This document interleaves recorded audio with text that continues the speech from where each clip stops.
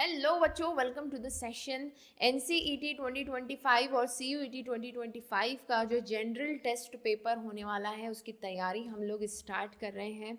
जैसा कि हमने पिछले साल भी किया था, सीरीज़ में हमने कुछ वीडियोस किए थे और यकीन मानिएगा उन वीडियोस का जो कंटेंट है वो एज इट इज़ उठ करके एग्ज़ाम में आया था।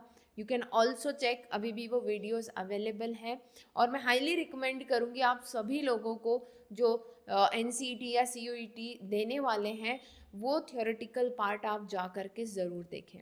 ये हमारा एक एक्स्ट्रा एडिशन होने वाला है। इस बार हम थ्योरी तो पढ़ेंगे ही, टॉपिक वाइज हम लोग एमसीक्यूज़ भी सॉल्व करने वाले हैं। आप देख पा रहे होंगे स्क्रीन पर मैंने खुद हैंड पिक्ड जो है क्वेश्चंस लिए हैं। ऐसा नहीं कि ये भी क्वेश्चन उठा लो वो भी क्वेश्चन उठा लो, नहीं, वो क्वेश्चन जो हमारी एग्ज़ाम के लिए बहुत इम्पॉर्टेंट है उन्हीं क्वेश्चंस का कलेक्शन मैंने यहाँ बनाया है। मैं खुद पढ़ रही हूँ और फिर आप लोगों के लिए ये क्वेश्चंस सिलेक्ट कर रही हूँ। ठीक है, सो आपको इस सीरीज़ को बहुत ध्यान से देखना है। हम लोग जो जनरल टेस्ट यहाँ कंप्लीट करने वाले हैं उसे मैं 3 सेक्शन में बांट रही हूँ। सबसे पहला सेक्शन हमारा जनरल साइंस, फिर जनरल नॉलेज और फिर होगा करंट अफेयर। ठीक है, तो ये तीनों चीज़ें साइमल्टेनियसली साथ में चलेगी। आपको बने रहना है, कॉपी पेन अपने पास में रखना है। तो ये तो हुई हमारी कुछ बेसिक बातें। आगे बढ़ने से पहले अगर आप सीयूईटी या एनसीईटी की तैयारी कर रहे हैं तो चैनल को ज़रूर सब्सक्राइब कर लें, एक कॉपी बना लें इस चैनल के नाम की, जिसमें आप जो भी क्वेश्चन मैं आपको करवाऊंगी उसे नोट करेंगे। ज़रूरी नहीं है कि ऑप्शन के साथ करें, आप क्वेश्चन डैश जो आंसर है वो लिख लें, दैट विल बी इनफ। ठीक है, इसके अलावा आपको और कुछ भी पढ़ने की ज़रूरत नहीं होने वाली है, विश्वास करिएगा मेरा। ठीक है, और हाँ भाई, हमारे जो व्हाट्सएप चैनल है और टेलीग्राम चैनल है उसको भी ज़रूर ज्वाइन कर लें to get all the updates related to examination. चलिए तो फिर स्टार्ट करते हैं, देरी किस बात की है। सबसे पहला क्वेश्चन है, हाँ हिंदी वाले बच्चे, मैं आप लोगों को हिंदी में इस क्वेश्चन को समझाऊंगी, हालांकि ये साइंटिफिक टर्म्स हैं तो वो वैसी की वैसी ही रहेंगी।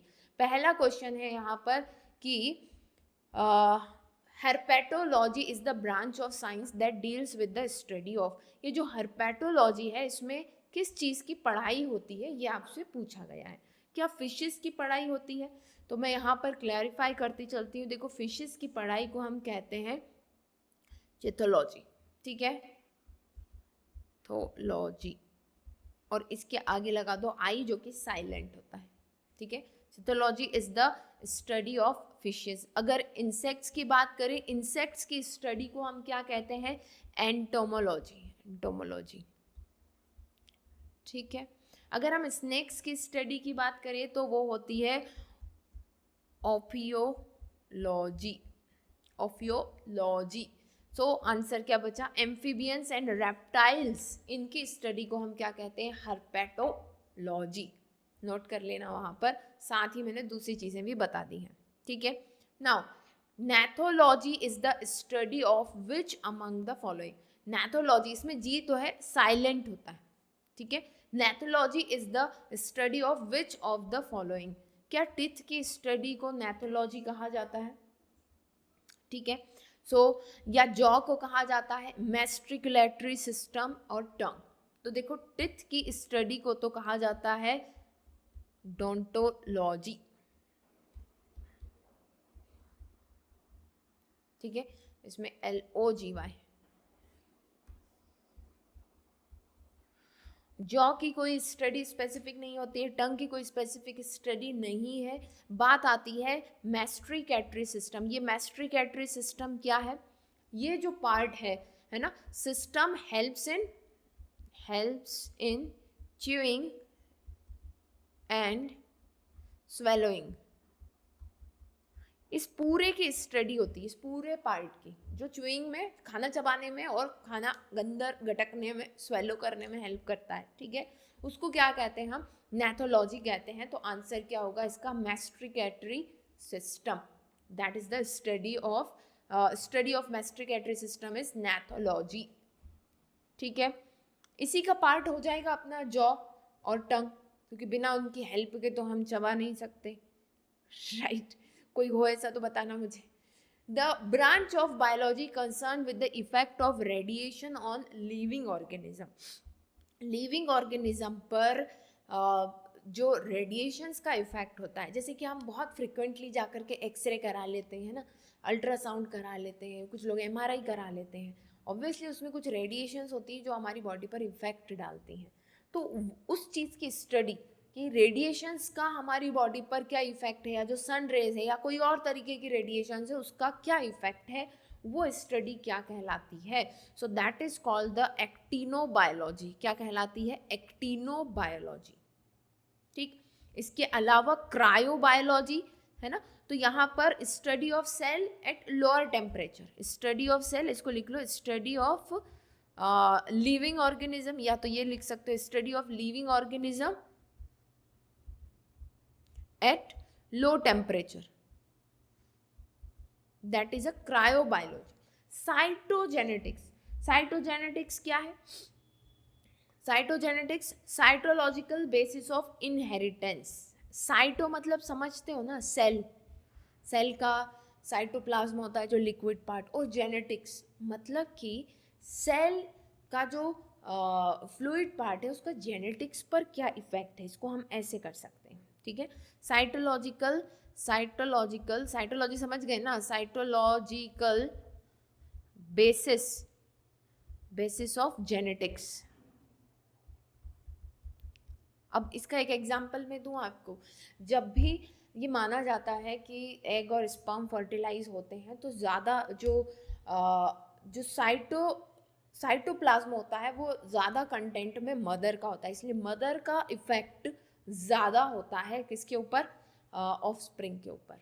तो that is a cytology, cytogenetics या साइटोलॉजिकल बेसिस ऑफ जेनेटिक्स। फिर उस पर्सपेक्टिव से जेनेटिक्स की स्टडी की जाती है। Aerobiology, aerobiology deals with the study of spores and microorganism, study of spores and microorganisms. ठीक है, नेक्स्ट क्वेश्चन पे चले। नेक्स्ट क्वेश्चन है हमारे पास, dendrochronology is the study of age of which of the following. आपसे पूछा जा रहा है कि chronology is the study of what? Woody plants, shrubs, fungi और ऑल ऑफ द अबव। तो वुडी प्लांट्स जो है इसका सही आंसर होगा। जो रिंग्स होती है ना, एक साल में एक रिंग कंप्लीट करते हैं, कैम्बियम रिंग, ठीक है, वहाँ से किसी भी प्लांट का एज आप पता कर सकते हैं। So dendrochronology. If my writing is giving you problem, so I am trying to improve it. ठीक है, I will improve it, but क्योंकि मैं हैंड पिक्ड चीज़ें चाहती हूँ तो मेरे पास इतना टाइम नहीं है कि हम उसको टाइप करें, ये करें। जो बढ़िया क्वेश्चन दिखा मैंने उठाया और आपके सामने ले आई। ठीक है, so please bear with me. Okay, so the study of improvement of human race by improving environment is known as। देखो, environment से related कोई भी चीज़ हो वो बहुत important है, वो एग्जाम में पूछी ही जाती है। So the study of improvement of human race, human race का improvement environment को improve करके जब किया जाता है तो उसकी स्टडी को क्या कहा जाता है, ये आपसे पूछा जा रहा है। ठीक है, so that is euthenics. Euthenics note कर लो इसको। Euthenics is the study of improvement of human race by improving environment. ठीक है, चलो बाकी की चीज़ों को भी नोट कर लो, लिखो यहाँ पर। जैसे कि यूजेनिक्स है ना, ये है यूथेनिक्स, ये है यूजेनिक्स। तो यूजेनिक्स क्या है वहाँ पर लिख लो। यूजेनिक्स इज द इम्प्रूवमेंट, ये सब इम्प्रूवमेंट बेस्ड मेथड ही है। Improvement of human race by law of genetics. Genetics के लॉ तो सभी ने पढ़े होंगे, 10th तक सबको आइडिया है इसका, है ना। जेनेटिक्स या हेरिडिटी, ये कह लो हेरिडिटी। ठीक है, फिर यूफेनिक्स क्या है? यूफेनिक्स इज इम्प्रूवमेंट इन, अब मैं शॉर्ट में लिख रही हूँ, improvement of human race by genetic engineering. Genetic engineering, ठीक है। एंड ये है etiology is the life cycle of casual organism of the disease, casual organisms of the disease. I hope clearly दिखाई दे रहा है सभी को, हाँ ठीक है। Life cycle of casual organisms of disease, ठीक है। चलो next, ophiology is the study of which of the following animal. Ophiology किसकी स्टडी है, ये आपसे पूछा जा रहा है, ठीक है।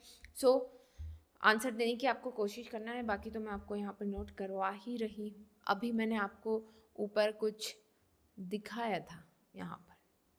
ऑफियोलॉजी किसकी स्टडी है, स्नेक्स की। किसकी स्टडी है, स्नेक्स की, ठीक है। So this is going to be the right answer, ठीक है। स्टडी ऑफ वेल्स की अगर बात करें हम, सो दैट इज ईटोलॉजी, है ना। सी से स्टार्ट होता है, CETOLOGY, ईटोलॉजी, ठीक है। स्टडी ऑफ एंट्स इज मायरमैकोलॉजी, ठीक है, मायरमैकोलॉजी, ठीक है।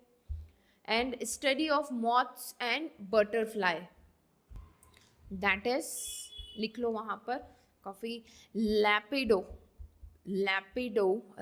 है ना, उसी से लैपिडोटेरियोलॉजी,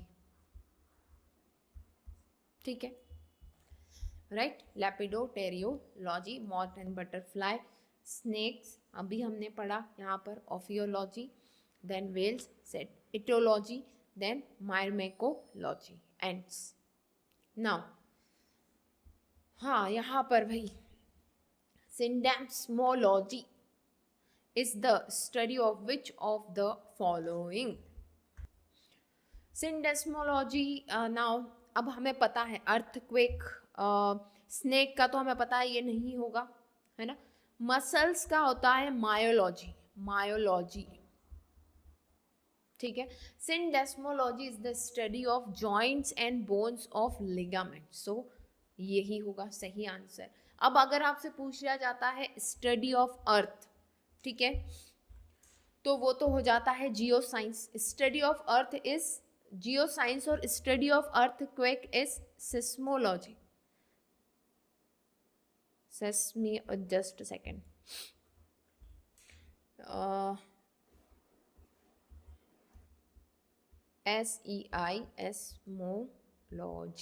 सिस्मियोलॉजी, ठीक है। All clear, muscles, myology, joints and bones and ligaments, that is a syndesmology, ठीक है। नेक्स्ट क्वेश्चन पे बढ़ते हैं। The branch of biology deals with the management of farms and the science of crop production, so agrostology, agronomy, agro informatics, agronomy, क्या होगा सही answer, important है, ठीक है। Yes, so management of farm and the science of crop production is known as agronomy, ninth में पढ़ा था, पूरा एक चैप्टर था, याद करो जरा सा, ठीक है। So that is a management of farm and science of crop production.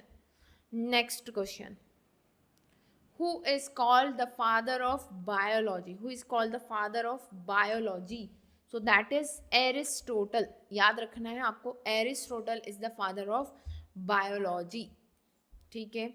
Next, who is considered the father of modern taxonomy, ठीक है। सो आपको पता है ये Carl Linnaeus is considered as a father of modern taxonomy, है ना। इनकी book का क्या नाम था, बुक का नाम था सिस्टम नेचर, जिसमें इन्होंने 2 किंगडम्स में लिविंग ऑर्गेनिजम्स को बांटा था, plant kingdom and animal kingdom. तो इसको नोट कर लो ज़रा, ठीक है। Next, the branch of biology deals with the study of rearing of grasses, grass को उगाना, रियरिंग ऑफ ग्रासेस, इसकी स्टडी को क्या कहा जाता है, यह आपसे पूछा जा रहा है, ठीक है। So that is agrostology, agrostology is the rearing of grasses, okay. Agronomy अभी हमने बात की है, ठीक है। आगे आने वाली टर्म्स देखते हैं। in the branch of biology, what is the transmission of parental traits to progeny is called, जब पेरेंटल ट्रेट्स एक जनरेशन से दूसरी जनरेशन में जाते हैं उसकी स्टडी वाली ब्रांच को क्या कहा जाता है, जेनेटिक्स कहा जाता है क्या, no, that is known as heredity. क्या कहा जाता है, हेरिडिटी, ठीक है। Next, the branch of biology deals with the study of seeds, seeds की स्टडी, क्या कहा जाता है सीड्स की स्टडी को, अच्छा, सीड की स्टडी से पहले देखो सीड बनता कहाँ से, बनता कहाँ है ना, फ्लावर में। स्टडी ऑफ फ्लावर, ये भी इंपॉर्टेंट है, एंथोलॉजी, एंथोलॉजी लिख लो इसको, anthology is the study of flower, study of flower, ठीक है। Study of fruit, pomology, fruit, ठीक है। अब स्टडी ऑफ सीड अगर आपसे कहा जाता है सो दैट इज अ स्पर्मेटोलॉजी, स्पर्मेटोलॉजी, स्पर्मेटोलॉजी, ठीक है। Next question, the study of ear, nose, throat is done in which of the following branches? तो ऑप्थेमोलॉजी, ऑन्टोजेंसी, ऑर्गेनोलॉजी या ऑट्रोइनोलैरिंगोलॉजी। अब ज़रा अंदाज़ा लगाओ, ईयर, नोज, थ्रॉट, तीनों की स्टडी। अब जिन लोगों ने ढंग से साइंस पढ़ा है, लैरिंग्स के नाम से समझ गए होंगे, थ्रॉट है ना, तो otorhinolaryngology, that is the study of ear, nose and throat, है ना, ENT डॉक्टर्स जो करते हैं, ठीक है। Trichology is the study of which of the following statement, trichology पूछा है आपसे, ठीक है। So trichology is study of nutrition, study of skin and stuffing, study of bony joints and ligament, study of hair. So देखो इसका idea है ना, वो एक प्रोडक्ट है, मुझे याद नहीं आ रहा कि क्या है, वो शैम्पू है या वो ऑयल है, बट ट्राई करके मैंने कुछ सुना है कैसे प्रोडक्ट के बारे में। सो वहाँ से मुझे याद रहता है कि स्टडी ऑफ हेयर्स, है ना, बालों की स्टडी जो है वो है ट्राइकोलॉजी। क्या है, trichology. Now, which ancient Indian physician is known as father of surgery? Father of surgery, Indian ancient physicians में से father of surgery किसे कहा जाता है? So obvious सी बात है, that is Sushruta, Sushruta, SHUSHTRA, Sushruta, ठीक है, father of surgery. Now with this we have come to the last question of our session, that is branch of science dealing with the medicinal plants। देखिए medicinal plants बहुत important हैं, जैसे कि हमारा तुलसी हुआ, नीम हुआ, है ना, भृंगराज हुआ, तो जितने भी जो प्लांट हैं जिनका हम एज अ मेडिसिन यूज़ कर सकते हैं, दैट आर मेडिसिनल प्लांट्स, ठीक है। तो उनके स्टडी को क्या कहा जाता है, फार्मेकोगाइनोसी, फार्मेकोलॉजी, फिनोलॉजी या none of this. So that is known as the pharmacognosy, लिख लो वहाँ पर, pharmacognosy, that is the study of how to, what type of drug present in the plant, उसमें किस तरह के केमिकल्स हैं, how we can extract it, everything we study in this pharmacognosy, pharmacognosy, ठीक है। सो आज के सेशन में I think yeah that's it for today. Copy तैयार कर लो अपनी, फुल स्विंग में तैयारी चलने वाली है, क्या पुराना साल क्या नया साल, जब टाइम मिल जाएगा तब पढ़ाई स्टार्ट, ठीक है। तो जल्दी मिलते हैं नेक्स्ट सेशन में, तब तक के लिए best of luck and bye.